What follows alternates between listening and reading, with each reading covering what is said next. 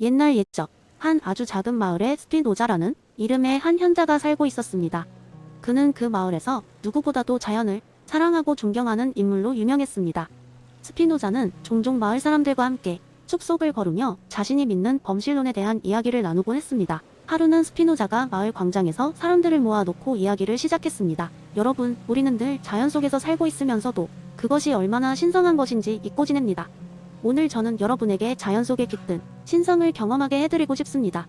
마을 사람들은 그의 이야기에 호기심을 가지게 되었고 그와 함께 숲으로 향했습니다. 숲은 싱그러운 나무들과 다채로운 생명체들로 가득했으며 살랑이는 바람이 나뭇잎들을 흔들고 있었습니다.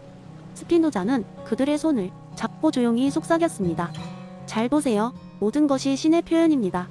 나무에서 새의 지저귐까지, 바람의 속삭임까지 모든 것이 그 자체로 신성한 것입니다. 하지만 마을 사람들은 여전히 자연을 단순한 배경으로만 여기고 있었습니다. 스피노자는 이를 깨우치고자 재미있는 실험을 준비했습니다. 그는 마을 사람들에게 각각 나무 한 그루와 이야기를 나누게 했습니다. 버섯과 귀에 대고 대화를 하기 시작한 사람도 있었습니다. 한편 스피노자는 사람들에게 숲이 냄새를 맡아보라고 했습니다. 여러분, 이 향기가 바로 신의 숨결입니다. 신은 우리와 함께 호흡하고 계십니다. 사람들은 처음에는 머쓱해하며 웃었지만 곧 그 향기 속에서 편안함과 평화를 느끼기 시작했습니다. 그날 저녁, 스피노자는 모닥불을 피우고 사람들을 둘러앉게 했습니다. 그리고 그들에게 묻기 시작했습니다. 여러분, 오늘 자연과의 대화를 통해 무엇을 느꼈습니까? 사람들 중 한 젊은 목동이 손을 들고 말했습니다. 저는 오늘 처음으로 나무가 살아있다는 것을 느꼈어요. 그 나무는 말은 하지 않았지만 제가 말을 걸었을 때 바람에 흔들리며 답을 주는 것 같았어요. 또 다른 사람은 웃으며 말했습니다. 버섯은 무척 조용했지만 그 위에 끊임없이 흐르는 개미떼를 보니 생명의 소중함을 깨달았습니다. 스피노자는 이들의 깨달음을 기쁘게 여기며 말을 이었습니다. 바로 그것입니다. 신은 우리 주변 모든 것을 깃들어 있으며 우리는 그것을 느낄 수 있습니다. 우리는 자연과 하나로 연결되어 있습니다. 그날 이후로 마을 사람들은 자연을 대하는 태도가 바뀌었습니다.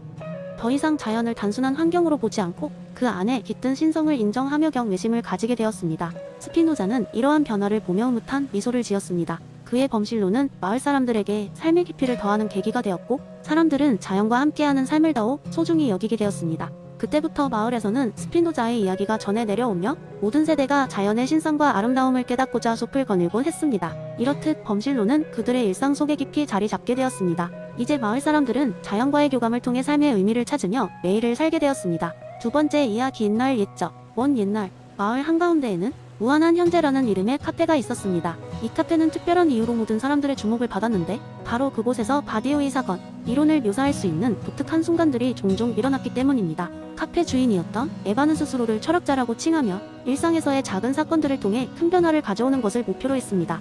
그녀는 매일 아침 사건을 차 한 잔이라는 특별한 음료를 만들어 판매했는데 이 차를 마신 사람들은 모두 놀라운 변화를 경험했다고 합니다. 하지만 그 변화를 겪는 방법은 저마다 달랐습니다. 어떤 사람들은 그 자리를 떠나 혁신적인 예술 작품을 창작했고 또 다른 사람들은 공동체를 위한 혁명적인 사회운동을 시작했습니다. 어느 날 평범한 회계사였던 존은 호기심에 이끌려 무한한 현재 카페에 방문했습니다. 그는 에바의 추천으로 사건에 차 한 잔을 주문했죠. 차를 마신 후 존은 갑자기 주변의 모든 것들이 다르게 보이는 경험을 했습니다. 색깔이 더 생생하게 다가왔고 평소에는 무심코 지나쳤던 귀모퉁이의 예쁜 벽화가 그의 눈에 들어왔습니다.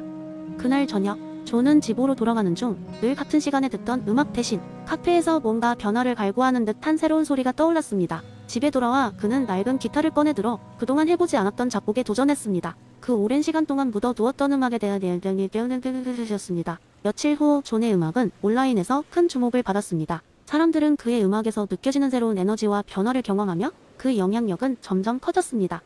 존은 많은 사람들의 지지를 받으며 음악가로서의 새로운 삶을 시작하게 되었고 이 모든 것은 무한한 현재 카페에서의 한 잔의 차로 시작되었습니다.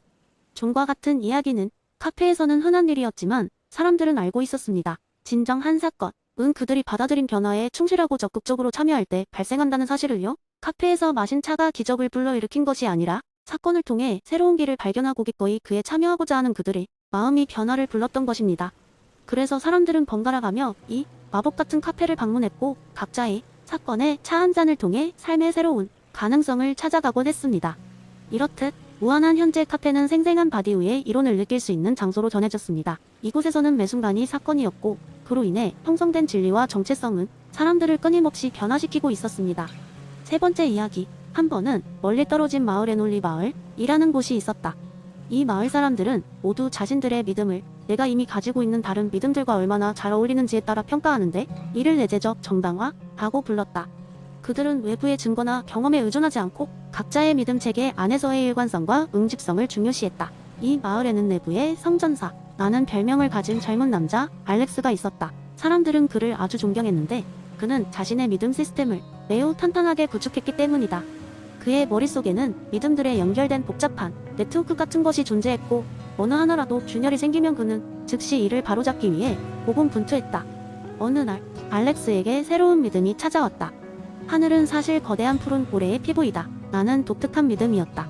처음에는 이 믿음이 말도 안 된다고 생각했지만 그는 즉시 내재적 정당화 방식대로 이 믿음을 그의 기존 믿음 체계에 통합할 방법을 찾기 시작했다. 알렉스는 먼저 우주의 신비는 인간의 이성으로 해석할 수 없는 것이 많다. 라는 자신의 믿음을 떠올렸다. 여기에 새로운 믿음을 매끄럽게 연결시키기 위해 그는 거대한 고래는 초자연적 존재일 수 있다라는 가정을 추가했다. 이는 고거대한 고래는 우주적 신비 중 하나? 라는 결론을 이끌어냈다. 이렇게 그는 계속해서 자신의 믿음을 확장하고 재구성했다. 사람들은 그의 논리적 일관성에 감탄했고 심지어 몇몇 사람들은 그를 따라의 믿음을 받아들이기 시작했다. 하늘이 푸른 이유는 거대한 고래의 피부 때문에 그렇다. 라는 명제는 논리 마을의 새로운 철학적 논쟁을 불러일으켰다. 어느 날 마을 외부에서 여행자가 찾아왔다. 그는 하늘이 푸른 이유는 대기 중 산소와 질소의 산란 때문이라는 과학적 설명을 제시했다. 그러나 알렉스와 그의 지지자들은 이 주장을 고려하지 않았다. 대신 그들은 그 믿음을 자신의 체계와 일치시키기 위해 거대한 푸른 고래는 또한 산소와 질소의 원천이다라는 새로운 연결을 만들어냈다. 결국 논리 마을의 사람들은 하늘을 보는 방법 자체가 바뀌었다. 그들에게 하늘은 단순한 자연현상이 아니라 훨씬 더 복잡하고 신비로운 존재의 일부가 되었다. 이 새로운 믿음 체계는 마을 사람들의 예술 작품과 노래에 반영되었으며 그들은 매일 하늘을 올려다보며 거대한 고래의 아름다움을 찬양했다.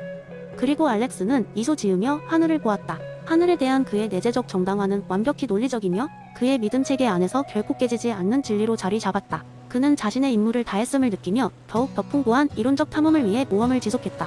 이 이야기는 우리의 믿음이 외부 증거가 아닌 내적인 일관성과 연결성을 통해 어떻게 형성되고 어떻게 변할 수 있는지를 재미있게 보여준다. 그리고 그것이 종종 믿음의 힘을 결정짓는 중요한 요소가 되는 과정을 탐구하게 한다. 네 번째 이야기. 한 번은 마을 사람들이 모두 모여 특별한 토론회를 진행하기로 했습니다. 이 마을은 평소보다 철학적인 대화로 가득 차 있었고 그들은 맥스 셔러의 가치의 위계 이론을 바탕으로 각자의 삶에서 가장 중요하게 생각하는 가치를 논의하기로 했습니다. 예상치 못하게 이 회의는 웃음과 감동으로 가득 찬 재미있는 이야기가 되었죠. 토론회의 첫 번째 연사는 젊은 제빵사였던 제시카였습니다. 제시카는 자신의 이야기를 시작하면서 모든 사람들에게 신선한 빵과 쿠키를 나눠주었습니다. 그녀는 퇴력적 가치를 이야기하기 시작했어요. 여러분, 빵에서 나는 이 따끈따끈한 향기와 맛, 이게 바로 삶의 작은 즐거움 아니겠어요? 많은 사람들이 그 자리에서 고개를 끄덕이며 빵을 한 입씩 물었습니다. 하지만 빵의 가치가 여기서 끝난다면 얼마나 허망할까요? 맛있겠지만 그저 입가의 미소로 끝나게 되겠죠? 이어 그녀는 생명적 가치에 대해 이야기를 이어갔습니다. 건강한 몸이 있어야 이 맛도 제대로 느낄 수 있죠? 그래서 저는 늘 건강한 재료를 사용하려고 노력을 합니다.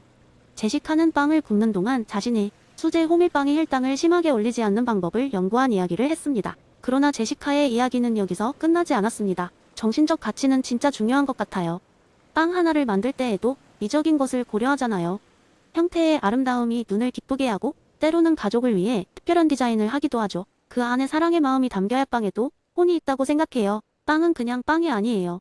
거기에는 진리와 정의도 담아야 합니다. 사람들에게 정직한 재료로 만든 정직한 빵을 제공하는 것은 중요하니까요. 제시카의 발언이 끝난 후 마을의 성직자가 연단에 올랐습니다. 그는 성스러운 가치에 대한 이야기를 준비해 왔습니다. 제빵은 그 자체로도 매우 성스러운 일이 될 수 있습니다. 제빵은 사람들에게 일상의 작은 기적 같은 것이죠. 밀가루와 물, 효모가 만나 따뜻한 빵이 되듯이 우리의 삶에도 신성함이 깃들게 할 수 있습니다. 그리고는 제시카에게 감사의 표시로 자신이 키운 꽃으로 만든 작은 화관을 건넸습니다. 이 도중 모든 이야기를 듣고 있던 아이들이 뛰어들어 제시카에게 질문을 던졌습니다. 빵의 가치 중에서 제일 중요한 건 뭐라고 생각해? 제시카는 한참을 고민하다가 웃으며 대답했습니다. 아마도 나눌 수 있다는 것일 거야. 빵은 혼자 먹을 때보다 함께 나눌 때 더 맛있고 행복은 곡절로 크게 느껴지니까. 그날의 토론회는 사람들에게 깨달음을 주면서도 따뜻한 웃음을 나누는 자리였습니다. 사람들은 자신들이 추구하는 가치들에 대해 더욱 깊이 생각하게 되었고, 이 경험을 통해 마을 사람들 간의 유대가 더욱 단단해졌습니다.